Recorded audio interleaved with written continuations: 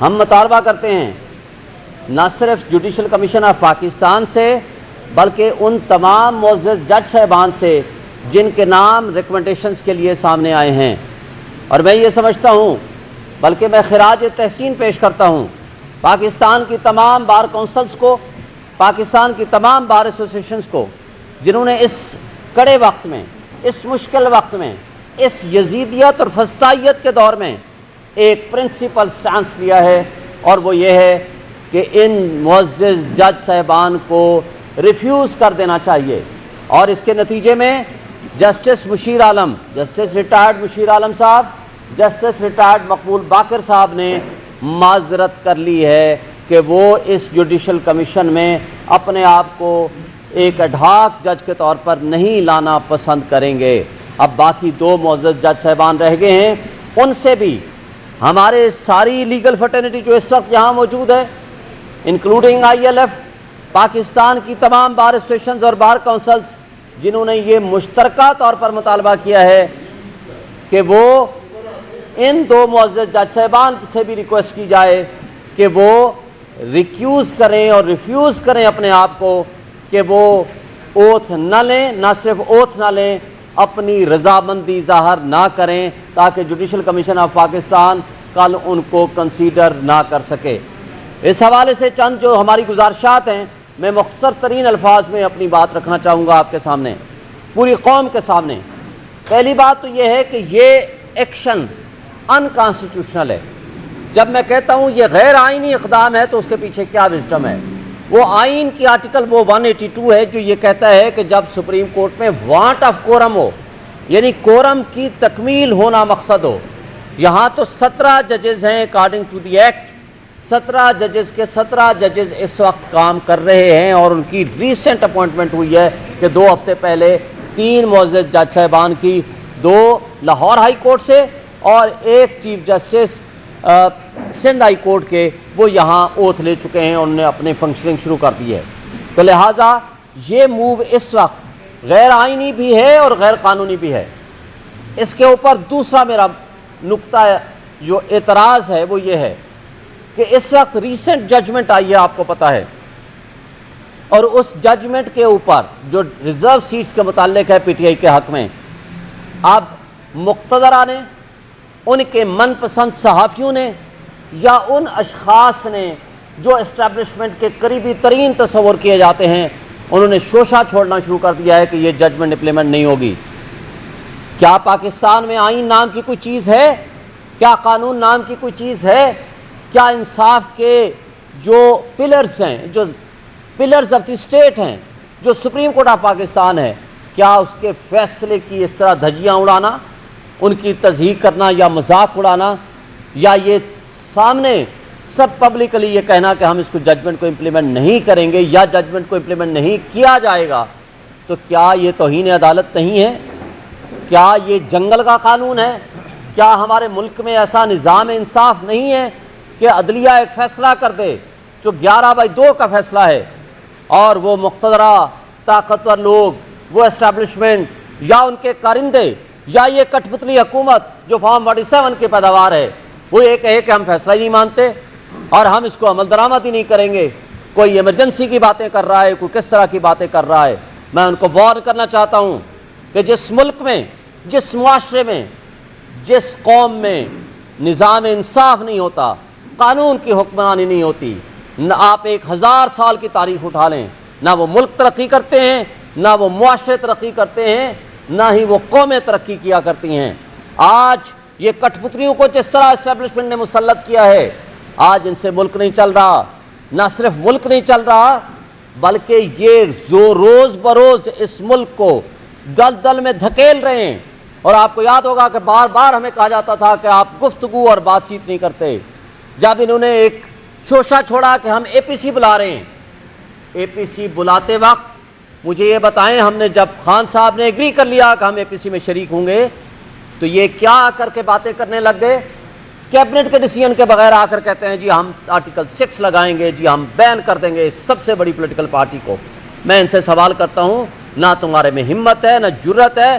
तुम अपनी शक्लें देखो, फॉर्म 47 की पैदावार, तुम 10,000 वोट नहीं लिए और तुम 1-1 लाख 1.5 लाख की लीड से हम जीते हुए लोग सामने बैठे हुए हैं, तुम पूरी कौम के पे पाबंदी लगाओगे? तुम्हारे में ना अखलाकी जुर्रत है, ना कानूनी हिम्मत है, ना आईनी तौर पर तुम इस तरह की हरकतें कर सकते हो। लेकिन अफसोस से कहना पड़ता है कि काजी साहब जो मौजूदा चीफ जस्टिस साहब हैं, उनको मैं याद दिलाना चाहता हूं कि पिछले साल जब आपका चीफ जस्टिस के तौर पर तैनाती होनी थी, वो 21 जून का आपका नोटिफिकेशन है। सारे मैं आप साफी दोस्तों को कहता हूं, आप निकाल लो, 21 जून यानी 3 महीने पहले इन्होंने अपना नोटिफिकेशन किया या गवर्नमेंट ने किया। मुझे बता दें, आज आपके कंप्लीट 3 महीने बाकी हैं और आज 2 महीने छुट्टियां हैं।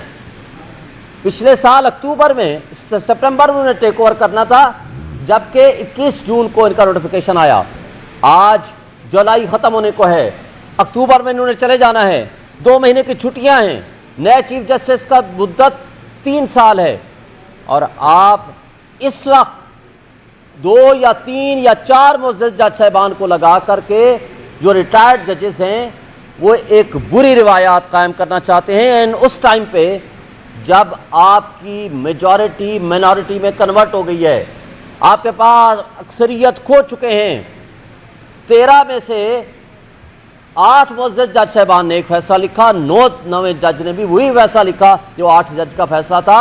मैं ये समझता हूँ कि आज इस मौके पे अपनी मिनॉरिटी को आप मेजॉरिटी में कन्वर्ट करना चाहते हैं, इसमें लैक ऑफ बोनाफाइडी है। इसलिए आपकी नीयत सिर्फ मुकदमात का खात्मा नहीं है बल्कि समथिंग और है। और मैं ये समझता हूँ कि इस मौके पे अगर कोई फैसला करना है इस हवाले से कि वाकई मुकदमात को ख़त्म करने के लिए आपने लगाना है, तो फिर नए चीफ जस्टिस साहब को आने दें, वो ओथ ले लें। वो अगर ये समझेंगे कि इन जज साहिबान के साथ इन मुकदमात का फैसला नहीं हो सकता, तो फिर वो जो फैसला करेंगे वो आइन और कानून को सामने रख के वो फैसला किया जाएगा। इसी तरह मैं आपसे एक बात और कहना चाहता हूँ कि मुझे ये बता दें कि आप रिटायर्ड जजेस को ट्रिब्यूनल में भी लगाना चाहते हैं, रिटायर्ड जजेस को आप सुप्रीम कोर्ट में भी लाना चाहते हैं। इस तरीके से सुप्रीम कोर्ट को तकसीम किया जाएगा। ये निज़ाम इंसाफ में सबसे बड़ी रुकावट पैदा होगी। इसका नुकसान हमारे सुप्रीम कोर्ट को भी होगा, निज़ाम इंसाफ को भी होगा। और इस वक्त जो हमारे फॉर्म 45 की 6 महीने से पटिशन पेंडिंग है, मैं अफसोस से कहना पड़ता हूँ आज तक एक पेशी नहीं लगी। हमारी पटिशन जो सुप्रीम कोर्ट में ह्यूमन राइट्स वायलेशंस की पेंडिंग है, इमरान खान साहब ने भी कहा, लेकिन वो अभी तक नहीं लगी। और इसी तरह 9 मई के हवाले से जुडिशल कमीशन बनाने के लिए हमने पटिशन्स लगवाने की गुफ्तगू की, रिक्वेस्ट की, वो अभी तक नहीं लग पाई। तो क्या हम ये तसव्वुर कर लें कि गवर्नमेंट का कोई मैटर आए या कोई भी एस्टेब्लिशमेंट के फेवर में आने वाली कोई भी जैसी चीज़ हो, उसको तो फौरी तौर पर लगा दिया जाए, मगर जो जेन्युइन अवाम का फैसला है, अवाम के मैंडेट का फैसला है, अगर उसका मैटर आए तो वो कई साल वो ना लगाया जाए। इससे तासुर मिलता है कि नए मुअज़्ज़ज़ जज साहिबान को लाने के बाद इस तरह के मुकदमात का फैसला किया जाए ताकि PTI और मुल्क की सबसे बड़ी जमात को नुकसान पहुंचाया जा सके।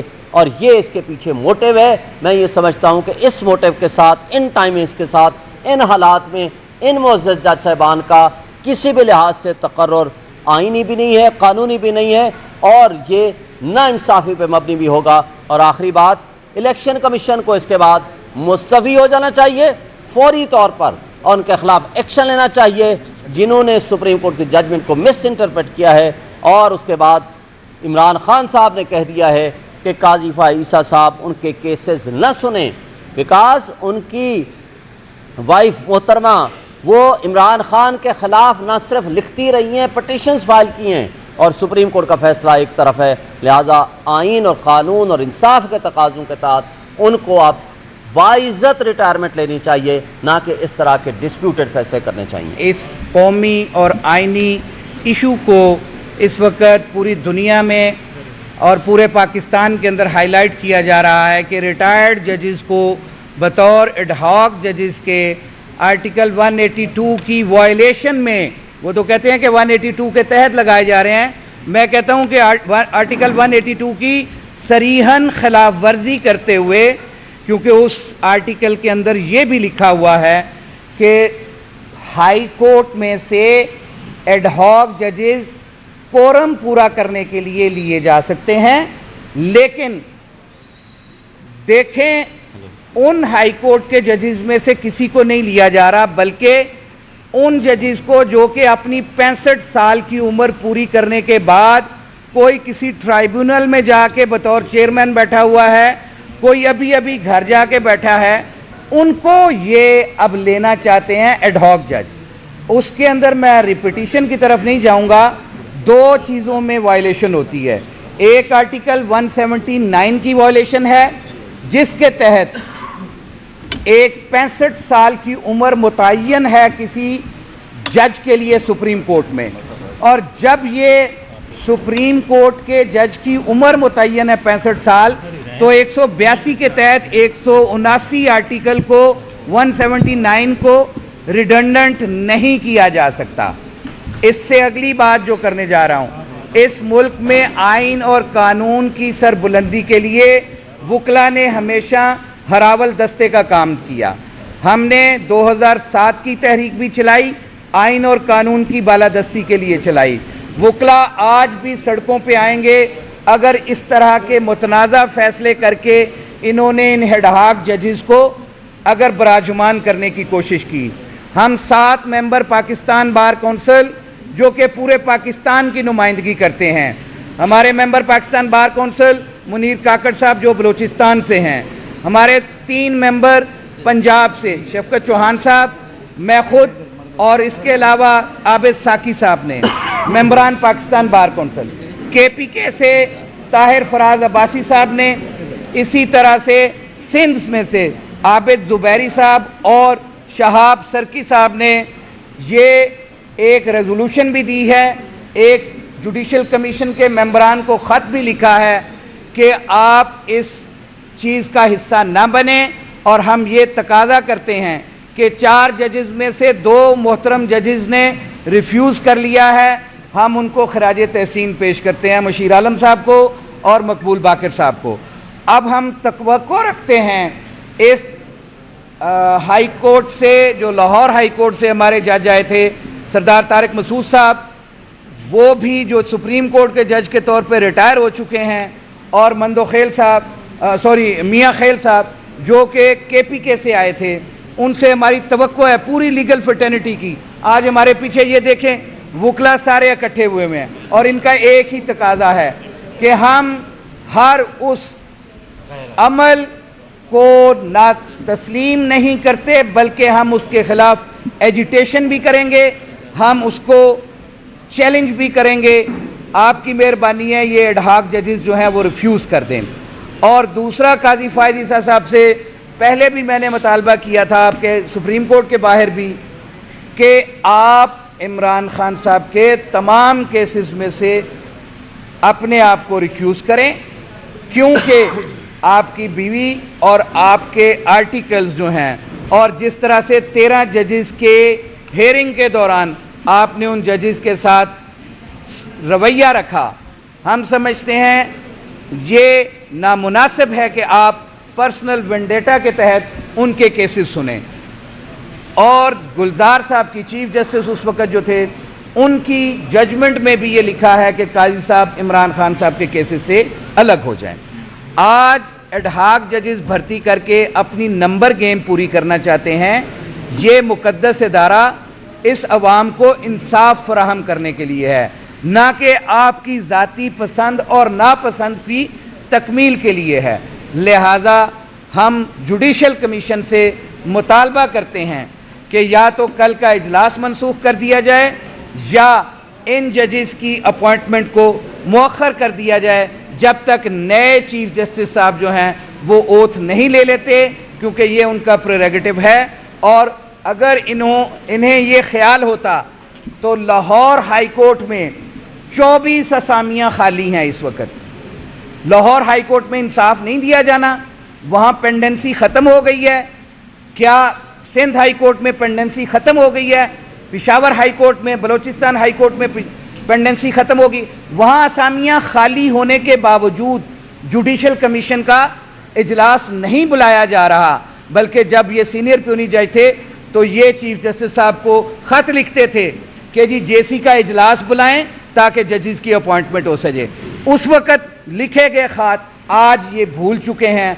आज ये शायद ये फॉर्म 47 की हुकूमत की मंशा पूरी करने के लिए वो शायद आज ये एडहॉक जजेस की अपॉइंटमेंट कर रहे हैं। और वेरी अनफॉर्चुनेट है, हम पूरे पाकिस्तान के वकला, पाकिस्तान की तमाम वकला तंजीमें, वो बार एसोसिएशंस हों, बार काउंसिल्स हों, वो सारी की सारी इसका बाइकआउट करती हैं, इसकी मजम्मत करती हैं। यहाँ पर मैं ये समझता हूँ कि जो बेपनाह मसाइल खड़े हो गए, पर्टिकुलरली इमरान खान साहब की गवर्नमेंट को टॉपल करने के बाद, तब से आज तक मुल्क में एक हैजानी कैफियत है।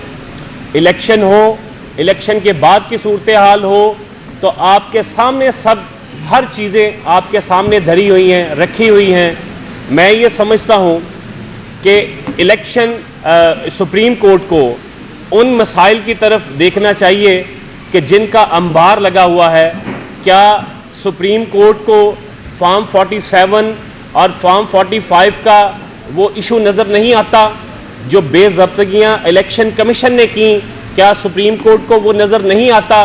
और उस वक़्त जब हमारे ऑनरेबल चीफ जस्टिस साहब ने सिर्फ छुट्टियों के फ़ौरन बाद अभी उनकी रिटायरमेंट है, तो क्या ज़रूरत है कि आने वाले जजेस के लिए, आने वाले जज साहब के लिए इस तरह का मसला क्रिएट किया जाए, जबकि ऑलरेडी उनमें से 2 जज साहिबान इनकार कर चुके।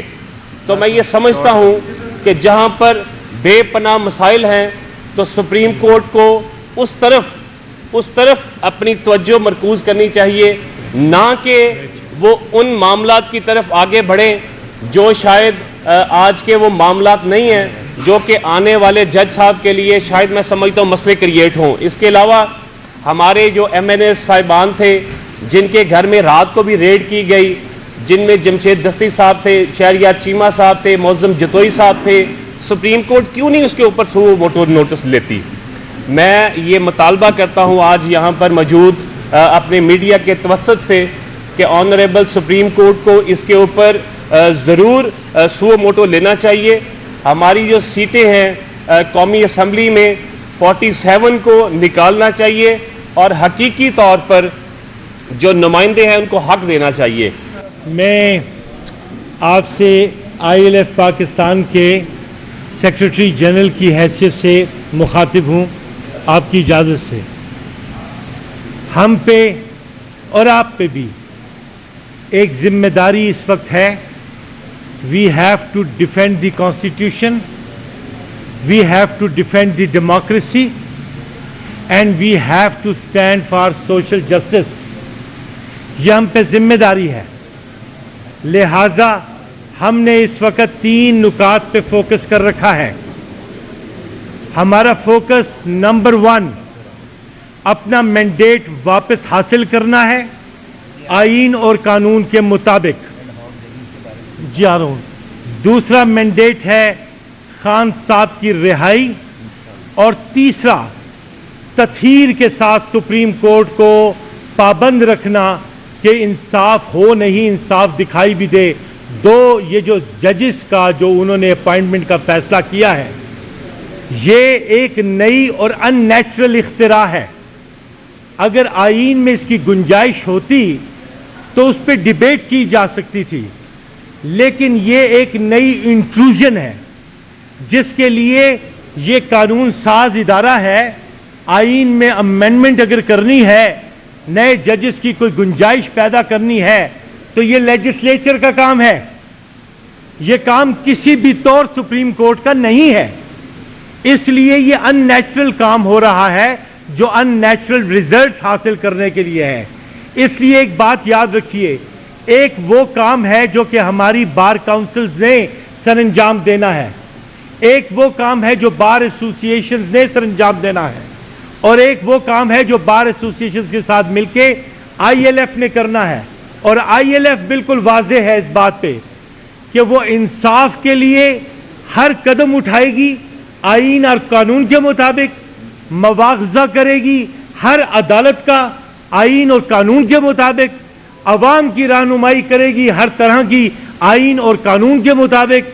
और हम ये समझते हैं कि इस वक्त आइन और कानून की हिफाजत करना एक बहुत बड़ा चैलेंज बन गया है, इसलिए कि ये जो हुकूमत हम पे मुसल्लत है और ये जो लॉ फेयर इन्होंने मुसल्लत कर रखा है, वार फेयर होता है ना, ये जो इन्होंने वो कहते हैं मैदान जंग, ये जो लॉ फेयर इन्होंने हम पे मुसल्लत कर रखा है, हम इसकी काउंटर स्ट्रैटेजी को भी जानते हैं, हम इसका मुकाबला भी कर रहे हैं ग्रेस के साथ और बिल्कुल वाज़ेह अंदाज में लॉ के मुताबिक। सो हम ये फैसला नहीं मानते। अगर कल इन्होंने होश के नाखुन ना लिए ऐसी अपॉइंटमेंट कर दी तो हम उसे काबिल मुआवजा करेंगे हर सतह पे। काजी फायद ईसा साहब जो चीफ जस्टिस सुप्रीम कोर्ट हैं, उन्होंने ओथ लिया हुआ है और ओथ के कंटेंट्स हैं कि I will preserve, protect and defend the constitution of Pakistan. Pakistan के आइन को ना वो प्रिजर्व कर सकते हैं, ना प्रोटेक्ट कर सकते हैं, ना डिफेंड कर सकते हैं by defying article 182 of the constitution. इसकी वायलेशन में जो एक्ट करेंगे इसका मतलब है कि अपने ओथ की भी पासदारी नहीं कर रहे हैं। और दूसरी बात ये कि फंडामेंटल राइट्स की ग्रॉस वायलेशन हो रही है इस वक्त इंतहा हद तक। पूरे पाकिस्तान में जिस तरह से रवा रखा जा रहा है और जो एक स्टेप मदरली सलूक किया जा रहा है और उसमें इनकी आंखें बंद रहना, और फिर अगेन मैं कहूँगा कि फंडामेंटल राइट्स की वायलेशन में अगर ये पाकिस्तान के आइन को प्रिजर्व और प्रोटेक्ट एंड डिफेंड नहीं कर सकते तो फिर ये आइन की सीरियस वायलेशन है। और ये violation is not expected from a person like chief justice of Pakistan. तो इस बात का ख्याल रखना चाहिए और खुदा के लिए इस बात को मद्देनज़र रखते हुए आप इन दोनों बातों से डिजिस्ट करें और उस जजमेंट को ऑनर करते हुए जो सुप्रीम कोर्ट की जजमेंट है, जिसमें चीफ जस्टिस उस वक्त के चीफ जस्टिस जो गुलजार साहब, जस्टिस गुलजार साहब की जिसमें वो प्रिजाइड कर रहे थे, उनकी अथॉरिटेटिव जजमेंट है जिन्होंने कहा था कि इमरान खान के किसी केस के अंदर ये नहीं बैठेंगे, लिहाजा उनके किसी केस में किसी को बेंच बनाने का भी इनको अख्तियार नहीं होना चाहिए। और उस सूरत में ये सब कुछ जो किया जा रहा है ये उसकी वायलेशन है, फंडामेंटल राइट्स की वायलेशन में, और आर्टिकल 182 के वायलेशन के अंदर ये अपने ओथ को वायलेट कर रहे हैं और जो नामुनासिब है और डिजिस्ट करें इसे। हम वो लोग हैं जो आइन की बालादस्ती और कानून की हुक्मरानी पे यकीन रखते हैं। चीफ जस्टिस साहब, आपने जब से मनसब संभाला, आप ना इमरान खान से लड़ रहे हैं, आप एक पूरी उस पार्टी से लड़ रहे हैं जो फेडरेशन की अलामत है, जिसने चारों सूबों में उसकी नुमाइंदगी है, गिलगित बल्तिस्तान, कश्मीर में उसकी नुमाइंदगी है, ओवरसीज़ पाकिस्तान में उसकी नुमाइंदगी, उस पार्टी से आप लड़ रहे हैं। सबसे पहला काम आपने किया जो आपका एक्ट था एज ए चीफ जस्टिस, आपने उस पार्टी से सिंबल का निशान ले लिया जो पार्टी मकबूल तरीन पार्टी थी इस पूरे पाकिस्तान की। उसके बाद रिज़र्व सीट का फैसला है, आपके सामने है कि रिज़र्व सीट में 11 जजेज ने यह कह दिया है कि पाकिस्तान तहरीक इंसाफ एक पॉलिटिकल पार्टी है। आज अता तारड़ बैठ के ये प्रेस कॉन्फ्रेंस करता है कि पॉलिटिकल पार्टी पे बैन लगाने जा रहे हैं। देखें, ये शर्म की बात है। आज जो इस तरीके से एक और जो हमारे सामने मसला आया है कि आप नए जजेस, एडहॉक जजेस अपॉइंट करने जा रहे हैं। एडहॉक जजेस अपॉइंट करने के लिए मेरे तमाम दोस्तों ने बताया है 182 आर्टिकल बिल्कुल क्लियर है। आपके पास 17 जज सुप्रीम कोर्ट में मौजूद थे और उनकी मौजूदगी के बाद आप ये जजेस ले रहे हैं, वहाँ लफ्ज़ लिखा हुआ है वांट ऑफ कोरम। अगर आपके पास 12 या 13 जज सुप्रीम कोर्ट के होते तो तब कोई ऐसा मसला सीरियस होता तो आप एडहॉक जज कर सकते थे। इसलिए पाकिस्तान के पूरे वकला इस इक़दाम के ख़िलाफ़ खड़े हैं। मैं सलाम पेश करता हूँ मशीर आलम साहब को, बाकर साहब को, जिन्होंने ये ऑफ़र कबूल नहीं की, और हम चीफ जस्टिस के हर उस इक़दाम को आप देख लें कि आपने देखा है कि ये जो ऑब्जेक्शन है, ये मैंने ऑब्जेक्शन लिया था कोर्ट के अंदर, और मैंने कोर्ट के सामने ये कहा था कि PLD 2021 supreme court 446 2022 supreme court 446 जिसके अंदर काजी साहब का बायस्ड होना साबित है, मेजॉरिटी का व्यू है।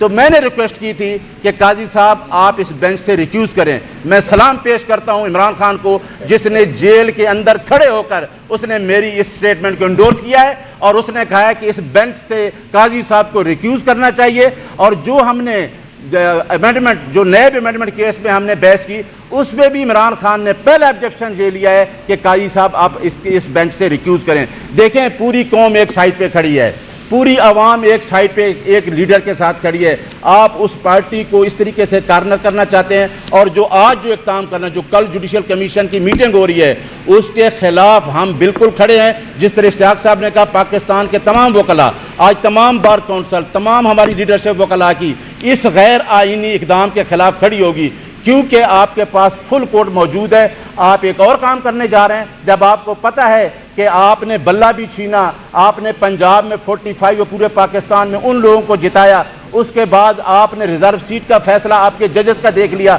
आज आप इस पे आ गए। लिहाजा आपके इस इक़दाम को ना हम आवाम कबूल करेगी, ना वकला कबूल करेंगे, और इसके लिए वकला ने ऐलान किया है कि हम इस इक़दाम के खिलाफ तहरीक चलाएंगे। वकला ने पहले भी तहरीक चलाई थी इस आइन की बालादस्ती के लिए, वो इफ्तिखार मोहम्मद चौधरी के दौर में उनको बहाल करवाया था। उसके लिए हमें सड़कों पे आना पड़ा, हम सड़कों पे आए, हमें शहादतें देनी पड़ी, हमने शहादतें दी, हमने पेट्रोल बम सहे आज भी, और फिर उसको चैलेंज भी किया सुप्रीम कोर्ट के सामने। आज भी हमारे सामने दोनों ऑप्शंस मौजूद हैं। हम इसको सड़कों पे भी लेके आएंगे, हम इसको अदालत में भी चैलेंज करेंगे अगर इस तरह की कोई तकर्री हुई तो।